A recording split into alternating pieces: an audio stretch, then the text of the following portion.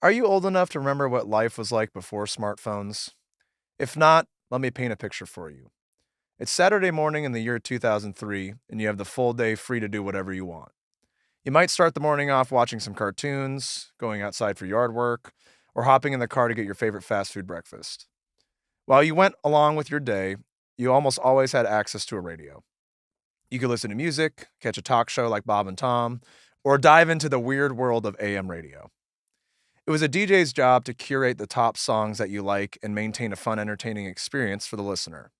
Then, in 2004, the portable digital audio playback device, in human terms, the iPod, offered the opportunity for the podcast industry to grow and for communities to come together over common interests. Our guest today has been running Indy In-Tune radio for the past 17 years, blessing the airwaves with his sultry radio voice and playing the best music that Indianapolis has to offer. This episode of Stay Risky was recorded and brought to you by Engine Room Recording Company.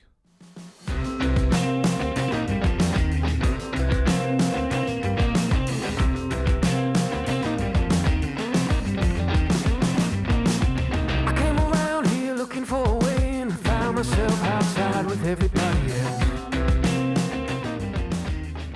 And welcome to Stay Risky. We have the beautiful, the elusive, the sexy Darrin Snider in our little studio with us. How are you?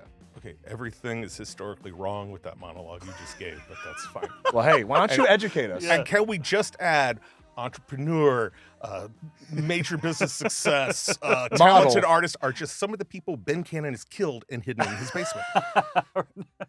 That's fair. Well, You're tell, not getting away with anything. tell by us the in way. your words That how checks you would have out. done it. How No, you would have were talked fine. about yourself. Your timing was off. I think actually, in one of the main problems, I was the second wave podcaster in 2006 when I started.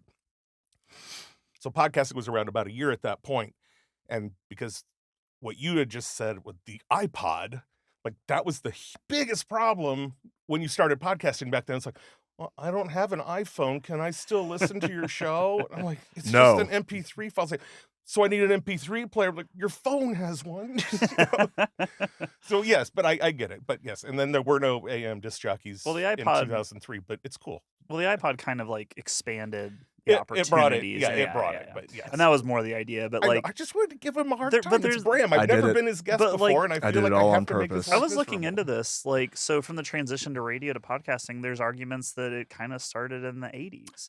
Or Christian Slater did it and Pump Up the Volume in 1990, and he's the trailblazer. Like, there's all these different opinions. What do There you were think? little mixtapes that people were putting Sure. out. I think obviously, officially podcasting started with Dave Weiner's Morning Coffee Notes. When was that?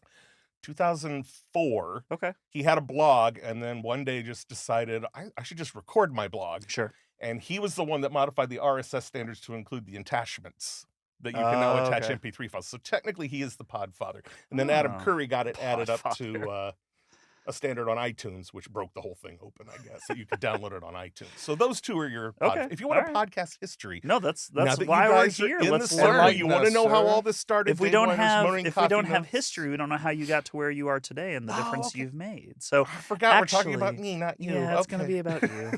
So I hate that. let's go ahead. No, this will be fun. All right, all right, It's all gonna right. be fun. Just fucking chill. You're gonna make me tell every embarrassing story I have, and Ben Cannon knows all my embarrassing stories. Ready? No. I'm So strapped when in. you started Indy In-Tune Radio, in 2006, 2006. April. No, I know. Yeah. I got the date. Shut up. So when you started it, Kids don't know. you were actually mobile. Yes. You didn't actually do the studio in home yet, right? That came Correct. later. Okay. So you've got some great stories though about showing up to bars that are loud and you're trying to like interview bands. If I and- was lucky, I got to sit in the bar. That's right. So what, Orange Music Fest, you had to sit outside in the rain? Orange and- Music Fest. Yeah, and then gave up because apparently none of the artists got the memo that they were supposed to come out to the media area and be interviewed by Darrin. So then I just went to Orange with a free ticket. There you go, yeah. I remember Bottle Rocket Blue in the back of a van behind Radio because somebody was sound checking and we had to leave. So we went to their tour van and all sat on the wheel wells and ran cables and did it sitting in the back of a van in the dark. Dead Man's Grill on the hood of their car Awesome. in a parking lot at Love it. Fort Bend. Because again, yeah, the bar was playing too loud and Sure. we had to go outside. It was on a parking lot. Yeah, a couple just handheld standing somewhere. Yeah, for the most part, you'd get lucky. Birdies was never really crowded before shows. So Sure, they do a yeah. sound check. We'd pull up a table and we'd do birdies. Yeah. Just about every bar. Or the back back then. room. Like you guys would do the back room of Birdies also at that Yeah, time. did a couple in the back room. Studio C, the original conference room at Claude Nanny's, was always available to me. Yep. And if he gave me the beer for free, it was Claude Nanny's. If he didn't give me beer for free, I said I was at Studio C. So that's code. If you ever go back, wait, don't go back and listen to the old shows. But yeah, you could. Now in the old shows, being the the element of podcasting was so new to probably a lot of artists and stuff, were they sharing it? Were they excited? Were they like, when's this come out? We're gonna Yeah. post it all over, I guess, Facebook or Also, MySpace. 2006 was the golden era of MySpace. MySpace, yeah. So if you had done my dude, show, then that throwback. means I added you as a top 7 friend on Indy In-Tune. Like, it was actually the top 7 were the last 7 podcasts in order. Okay. And then they would add Indy In-Tune. So we were just, and then suddenly we'd all get 20 extra friend requests. So everybody loved it. Like, I was on Indy In-Tune and I had 50 more friends on MySpace the next week. So it was a pretty big deal way back when. No, it that's started. cool. That's Yeah. cool. Well, that's how you get going. So What was the question? Something about, back the whole, yeah. And I had a line of people that wanted to be on back then. Right. And it was just really easy to go, oh, I've seen you on MySpace. Yeah, I'll do your podcast. Yeah. If they knew what a podcast was. Again, Right. we were very early on in the day. So then we migrate from the mobile to the studio. When did the studio come about? It's the famous Studio B, which has the magical beer fridge for Yes. those who are Yeah, listening. that was 2011, 2012. It was shortly before we did the 24/7 radio Okay. thing. For those that have not been down there, can you please tell them about your fully Alexa, fully automated Yes. setup and the capabilities that It has? is like this without all the soundproofing, ambient light, expensive equipment. It does have a beer fridge, a mannequin, and a suit of That's all you armor. need. A foosball table. There's seating. Did you say a mannequin? There's a mannequin? You're gonna start on the mannequin? Yes. All right. I want you to please, because the first time I walked in Don't there, tell me it's eccentric for a man to own a mannequin. It's eccentric for a man to own 2 mannequins. I only own 1 mannequin. I've always enjoyed the mannequin because she was always wearing something different. Yes. always put on a face. She took some time to get ready, make sure everything looks good. I just figure, if you're gonna have it, you got to have the most pretty mannequin. And she's also an internet star, right? She is an internet star because, yes, I'd use if you listen to Indy In-Tune during the day, I wrote all the software that runs the playlist Right. and everything, and I have written it to where the speech synthesizer will come in and give you your bumpers and things, and she introduces herself as Lexi, the spokesmannequin.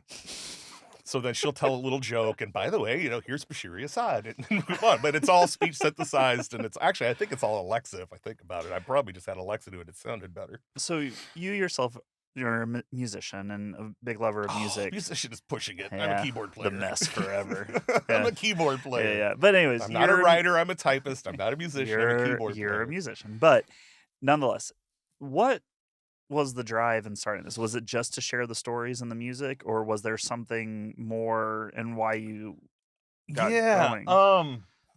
Gosh, I want to give you the mostly honest version. That's fine. We'll There's take it. it's grown into legend as I make it sound better than it actually was. I owned a software company in 2005, and offices were down at Cummins. We had a silent partner that we've got office space, come down here. So I had to drive hour and a half every day Okay. down to Columbus for work. Discovered podcasting because I'd forgot to bring something to listen to, and I was on my phone, and they had, I think it was called Web Talk Radio. I think Okay. it was called. All right. And I listened to that, and I'm like, this is amazing. And then I find out anything I want to know, there's already somebody that's got a show about this. So Right. I got podcast addicted. At the time we were doing, it was basically Salesforce.com light. Salesforce didn't exist yet. But I Exact was target. looking at, I'm showing my partner this, and I'm like, we could do a thing where we interview local businesses because we were selling it to the Chamber of Commerce. And Right. people. And I said, Right. we could have like a little spotlight hour, have a local business, and that could be a selling point for the software. I'm talking way too fast. Sorry. Too many. No, little you're Sounds fine, a you're lot good. like this show. Yeah, it was.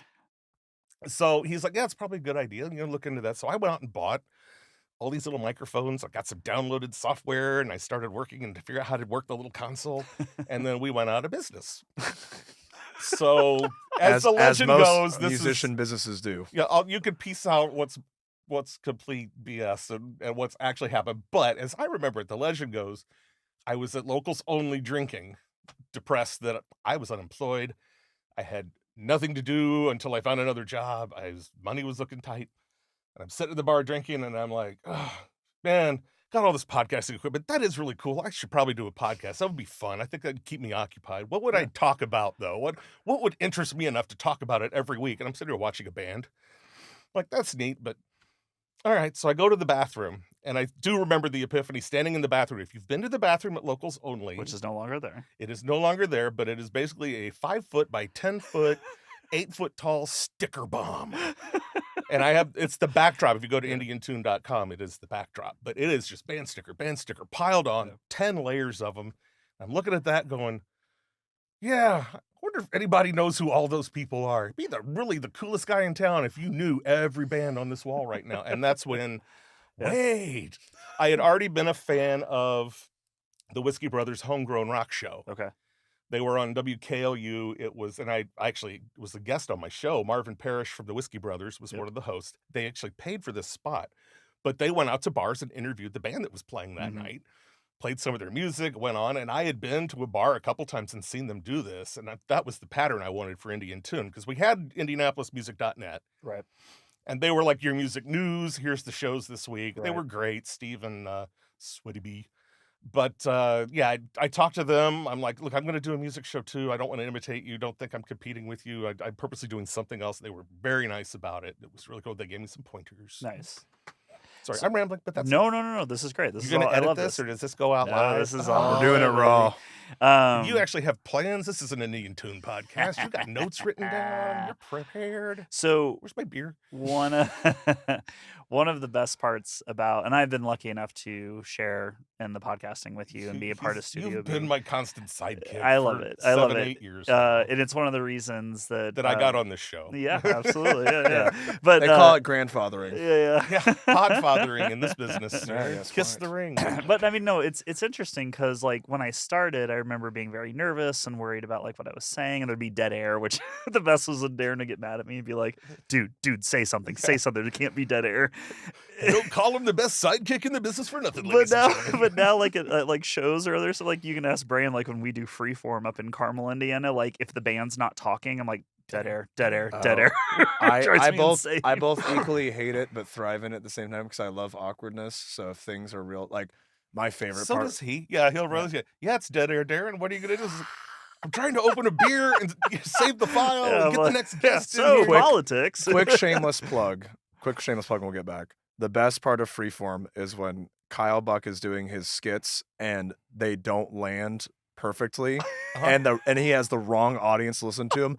I die, but like of laughter every time. Like he was telling this joke about it was this very vulgar joke, and then everybody in the crowd had to have been above the age of 7. Yeah, it was an older crowd, and for no the show. one, Yeah. no one laughed, and I was loving every moment of I mean, it. you did a great job. It was still funny. It's a funny story, and that was a great revelation when I first started doing live broadcasting, live streaming, and what you said. I got a bunch of people there, and I'm doing something, and I'm telling a joke, and then I had always seen David Letterman do it, like when he tells a joke and it lands flat, and he repeats the punchline for the previous joke that worked, Yeah. just to get him back in That's it. funny. Yeah. I started doing that exact same thing, and suddenly I realized why he does that. It's like, because you're going, should I recover from that? Should I explain that? What do I do? Got to say something. It's dead air. And then just repeat the last punchline. I started doing it. I was like, I'm not imitating David Letterman. It's just a reflex. It really is.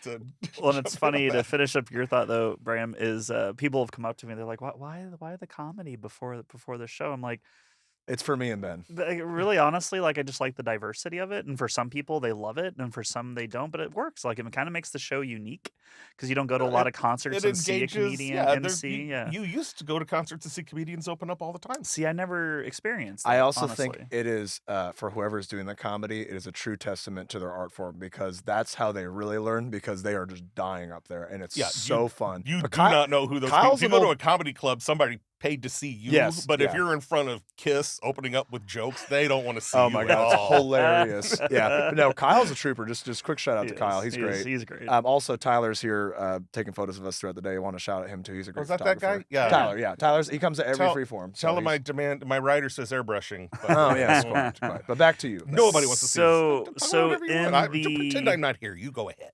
in the days of Studio B, because I'm sure it was a Still the days of transition. Studio B. Listen, You listen, act like it's a listen, bygone listen. You want to answer historical the question era. correctly if you don't listen.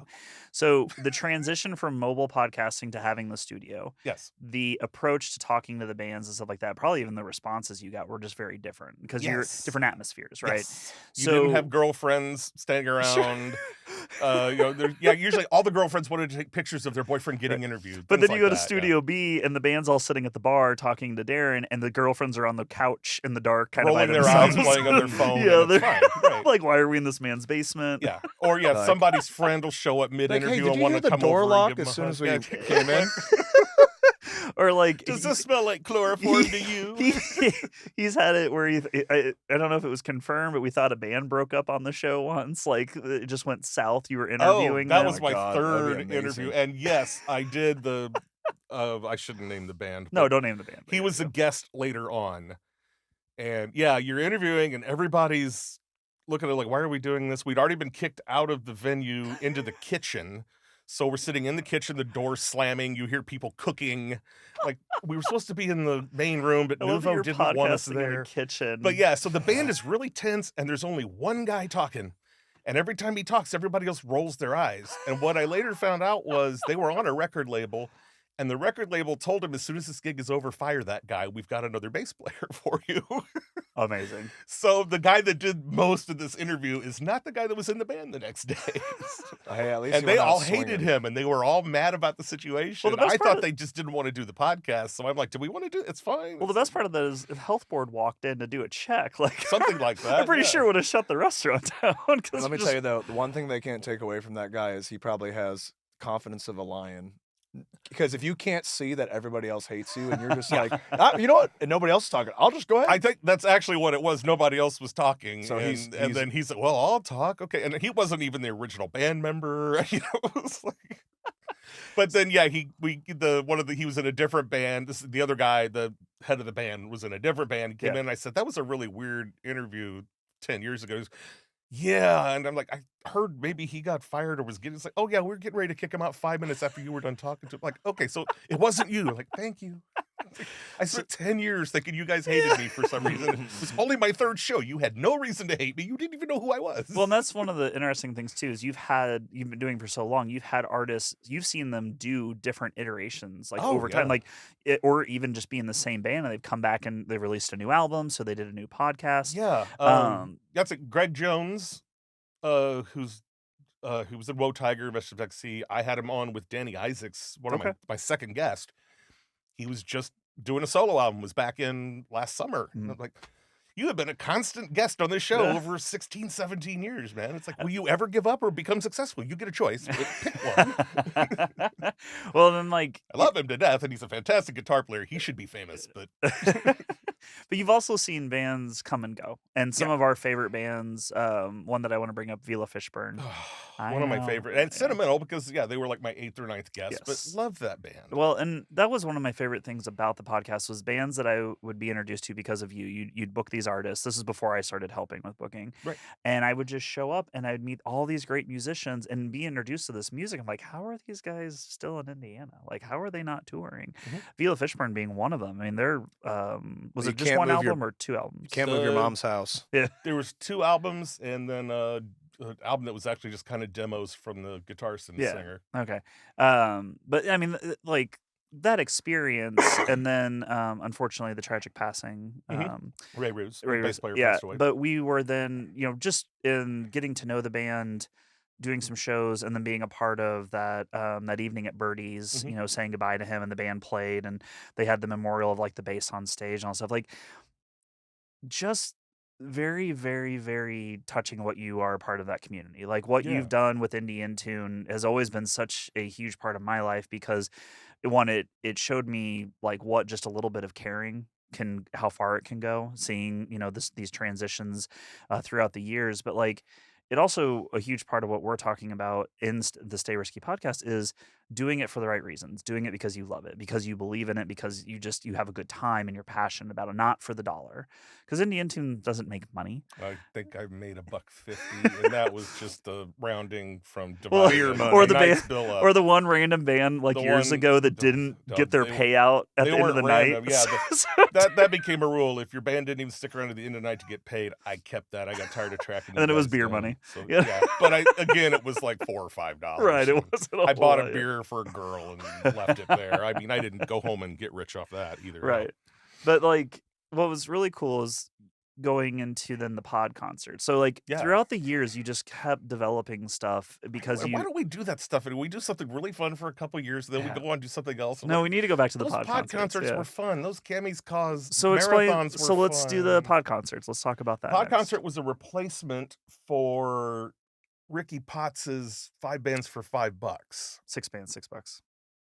No, Was I it? was 6 banded for $6. I thought he was 5 for 5. Was he? Okay. Because Jeff Sample had called and said, well, Ricky's moved and he's not doing these anymore. Do you want to take over 5 for 5? We'll call it a pod concert, Indy In-Tune night. Okay. And I said, well, we're not doing 5 for 5. Can we get 6 in a night? I want to do at least one up on that. So it became 6 for 6. But then, yeah, every band had like 35 minutes to play. And Right. you've worked at was a Birdies. Those nightmare. bands are never those things start an hour late. R.I.P. Go to until Birdies. 2 in the morning. We're Yeah. still trying to get the last band on. Nobody's their there. wives are there and me, and that's about the only people watching the third act.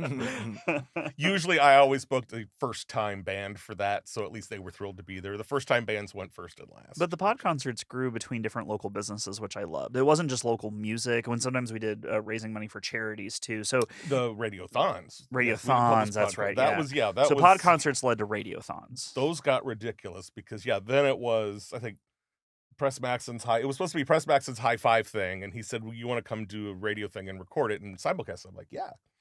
So then 6 months later, we should do that again. It was Dave Kaiser. Sorry, So, Anna, that real was quick. Hold on. oh, Sorry, sorry. go back. That's my fault. Sorry, go ahead. Go back. You're fired. You owe me a case of beer. So the pod concerts led to the radiothons. The radiothons, which originally was Press Maxon's High Five Day. He had his song, and he had some friends he was going to do a thing. So why don't you simulcast this or record it? But Kaiser was thrilled. We were all sitting there, and he's like, "There's live music on Broad Ripple Avenue, and there are people walking down the street, stopping in. Like, Yeah. we should do this again." So Yeah. we did it again, and then instead of 8 bands, it became 12 bands. And then we moved it. We did 3 at sabbatical. Yeah. We did 3 at sabbatical, all Which, live streaming man, too. We'd start in the morning and go into the evening, and you could listen to it anywhere. We'd have people that were listening in the morning coming And in then the show up. afternoon. Yeah. Yeah, there's shots of like all of the local bands are sitting on the rail next to where we're talking, and nobody's watching the poor band playing. They're No, all yeah. like, "What you doing, Darrin? How you been, Darrin? This is But we great. would- Look, everybody's here." We would respectfully like pause talking, and we'd like the band would be playing. We're like, Yeah. oh, so let's tune in and listen to a But song. then, We would take a people would break and- complain like, yeah. "You should be broadcasting." It's like, if I broadcast the concert, you won't be down here. Come down here, and then I Yeah. think everybody got the hint. Yeah. So we're going to take a quick break, but when we come back, Darrin is going to tell us about the elusive world of naked chess. This episode's Trailblazer shout-out goes to A Kid Again. A Kid Again offers free local events and activities called Adventures for families who have a child facing a life-threatening condition. They handle all expenses and details, so the families can simply enjoy quality time with their loved ones. At 45 Creations, we were fortunate enough to work with A Kid Again for our past Christmas-themed singer-songwriter round, where we brought in some of our favorite touring artists to play an acoustic live show at Feinstein's and Hotel Carmichael. We were able to meet one of the families and host them in one of our favorite spaces to enjoy a show with great food and holiday fun. All musicians who played that show donated 100% of their merch proceeds to the foundation, along with a raffle that we had at the end of the show to help raise funds for the cause. Events like these help these children who are facing life-threatening circumstances get a chance to breathe and enjoy their lives. We had a blast working with the organization and family and look forward to doing more events with them in the future. If you'd like to donate or support the foundation, head to akidagain.org to learn more. And we're back to the Stay Risky podcast. We left off with a something that's not real, but if it was real, tell us what the world of naked chess is like. Well, first you try to guess the person's ranking, or ELO, as we say in the chess world, and the closer you get, the more clothes they have to take off. Yes. Oh, so you don't start naked? It's quite competitive. No. You're thinking full contact chess. Oh, yeah. Sorry. My mistake. Yeah. Completely different sport. Contact. You're So- not getting naked chess on the Olympics. You can get full contact chess on the Olympics. So we left off where we were talking about the transition from podcast to radiothons, the growth of Indy In-Tune at this point. Yes.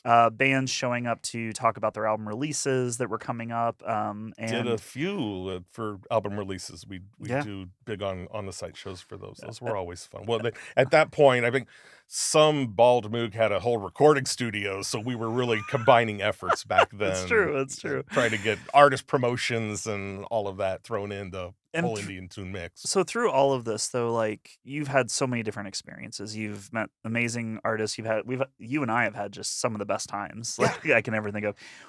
Do you have one in recent memory that you're just like, that was like everything that I put into this, all the time that I've spent? Is there something that really stands out to you that you're just like, okay, that was worth it? That was recent. Because now recent to me is post-COVID, and there's recent been little memory of anything from. No, I think the last huge high point we had, maybe you could correct me, because I'm sure if there was one, you were in there, but I was thinking it was Cammy's Cause. We were all sitting behind the With MP. stage. Yeah, and did a broadcast with Radio Free Indy for 12 hours. It was back ridiculous, there. And we were coming. You're like, I want to go see this band. All right, we'll cover for you while you go see that band. It was just, so-and-so just arrived. Grab him, put him in front of the mic.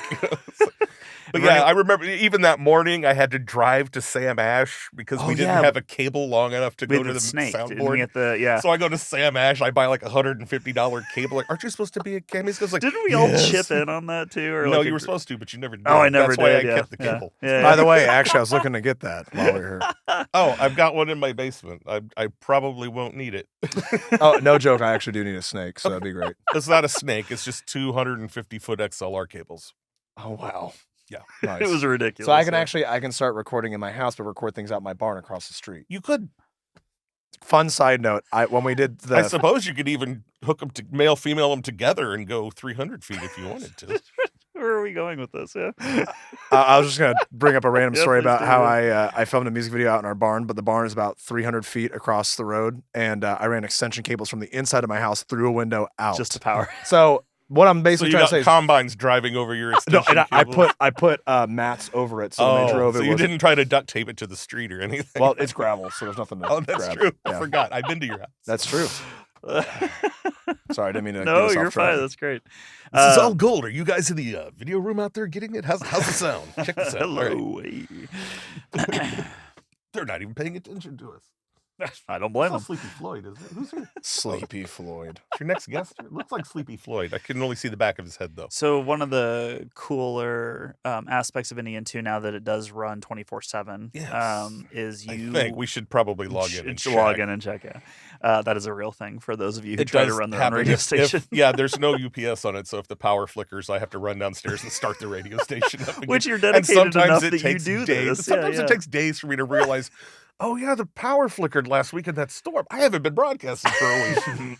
But you have other shows on there, Yes. and you for other podcasters that Oh, there's Let's Play 10 crap that people are telling me to get rid of. There's Yeah, it's. they can't tell you to get rid of it if they're not listening.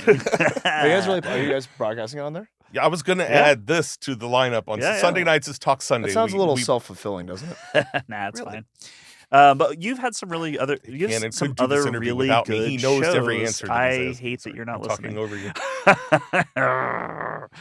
But you've had some really other cool shows on that, and that expanded your community. That was my point. Yes. Yeah, and I thought that was really kind of where the pinnacle hit with how much you could do with that for so many people. It wasn't just you getting to interview and kind of live this dream of interviewing these artists. It was It's always been a dream. you're helping everybody, and I love that aspect of it. And it got to the point too where you were getting to actually interview some bigger artists too, or you got an offer, and MP went and did the interview for Jeff Tull or Martin Barr, which Martin- is yeah, that's that right. was one of the few offers I took. I think I found the only other interview I've ever done in my life for Chris Brake, who was one of those podcasts that used to air on Sunday nights, and nepotistically he had me on his show, brought up that I got a call one day to interview Danny Carey from Tool, Nice. but I had a indie pod concert that night, and I'm like, tell Danny I love him, but I would no, have I'm not- canceled I'm not every gonna be there. plan. I know, Even I if it should was have. like a important date. No, I missed a Yes concert. I missed a lot of things for Indy In-Tune. And you've had offers for other bigger artists. So you're just A like, well, couple. we're a local radio Yeah. station. We don't think we'd really benefit your I think your that show. if you're that certain tier where you've Yeah. got management that just looks up Indianapolis music blog. And there's not a lot Yeah. going on in Indy, so it's Right. not disrespectfully, but Not it's just yet. not a Actually, ton. no. I think Not yet. Terry Nunn from Berlin. We did Yeah. an interview with her. Yeah. We did Martin Barr. Check Turned back down in with Danny us in Carey. 5 years when we are the mogul of Indianapolis local Not gonna happen. business. Yeah, but I think was it like churches. They were kind of at that level. Oh, where yeah. They Oh, that's wanted. right, They were yeah. playing something downtown. Might have Yeah. been one of Churches yours. with a V? Yeah. They wanted to do Churches. something. It was. That's not what I do. I'm sorry. I'll do it for. Honestly, the only reason we did Martin Barr was because the guy that brought him is a friend of mine, and he wanted some promotion. And I'm like, well, whatever it does to help out Martin Barr, I guess so. I mean, I owe Tull a lot. All right. But then I realized I didn't know half as much about Tull as MP did, so I had MP do the interview, and I just sat and ran the board and said Yeah. hi. No, that's cool. And also at that time we got to do things like the Vogue and Mhm. some really big, cool venues and theaters in Indianapolis. But again, all local. We Yeah. saw multiple bands. Yeah, do... I guess Release Fest was kind Release of the Fest, yeah. shine thing, but Yeah. I was kind of the No, it was promotional all arm together. of Yeah. But I was the one I was helping Yeah. with the mark.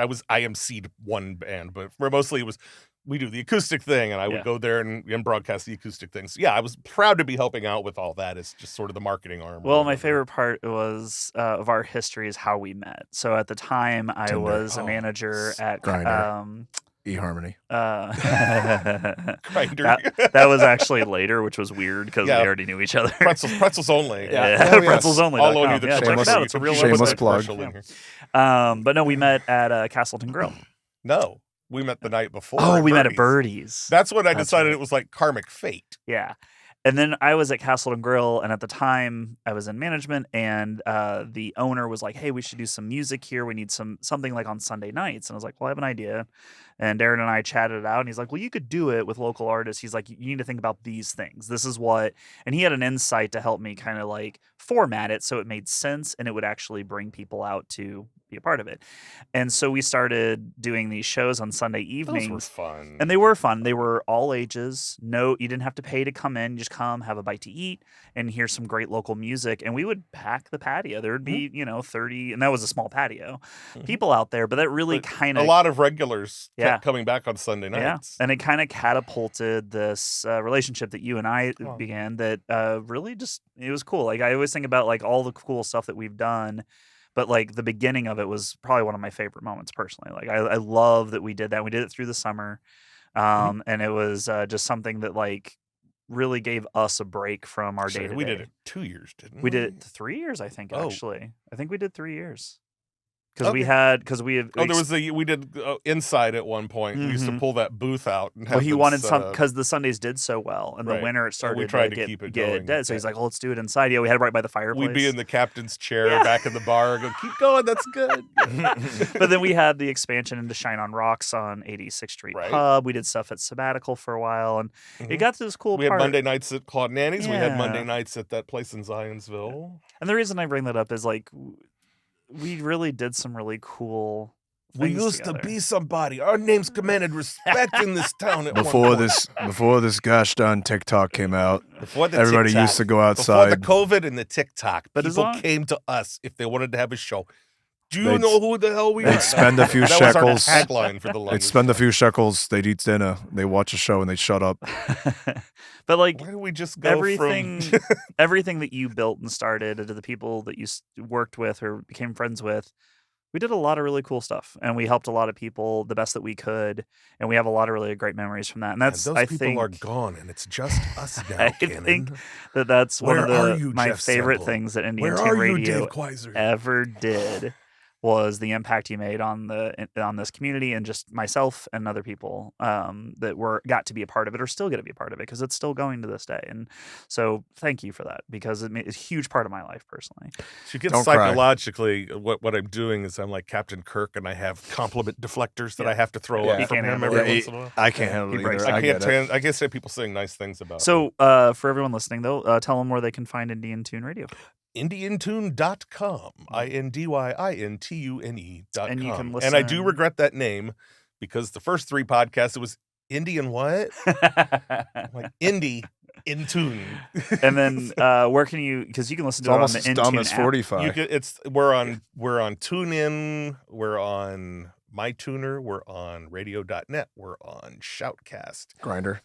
not Grindr. Yeah, They we're have a- on. They have a if- streaming service now. If you're, They do everything. I am the biggest fan of Radio Garden. We're on Radio Garden. Oh, I okay. love that app. But yes, pretty much anywhere you get streaming radio stations, you can find us. And it's all local music, local podcasts, 24/7 Mhm. if it's up and running. If it's not 24/7, up- yeah. except when it's not. If it's not up, tweet the Twitter account, and I'll turn it back on You for mean you. X.